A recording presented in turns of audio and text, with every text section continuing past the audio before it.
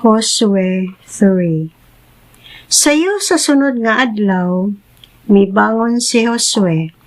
Siya ug ang tanang katawhan sa Israel namiya sa kampo sa Shittim aron pag-adto sa Jordan.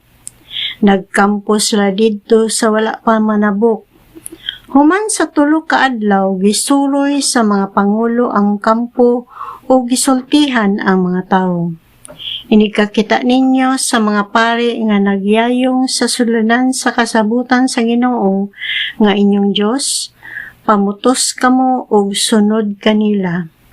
Unya, masayra ninyo asa kamo moagi kay wala pa man kamo makaanhi dinhi. Apan ayaw kamo paduol sa sulunan sa kasabutan, palayo kamo mga 1 ka kilometro sa likod niini. Giingna ni Josue ang katawhan.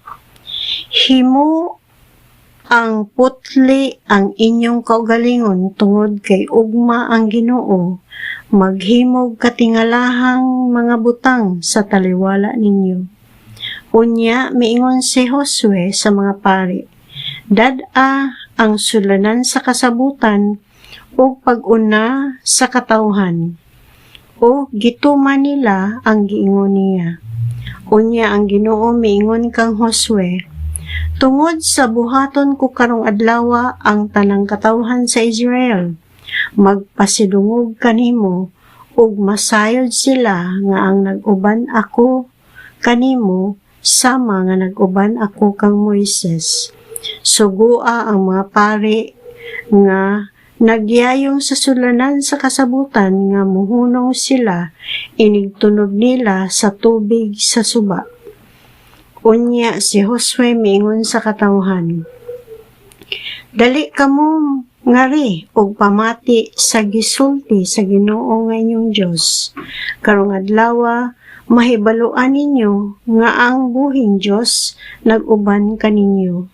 Samtang musulong kamo, abugo niya ang mga Kanaanhon, ang mga Hitihanon, ang mga Hibihanon, ang mga Perisihanon, ug ang Gergasihanon, ang mga Amorehanon, ug ang mga Jebusihanon. Ang sulanan sa kasabutan sa Ginoo sa tibuok kalibutan, mag-una kaninyo pagtabok sa Jordan. Karon, pagpili ka mag 12 katawo, usa gikan sa matagbanay sa Israel.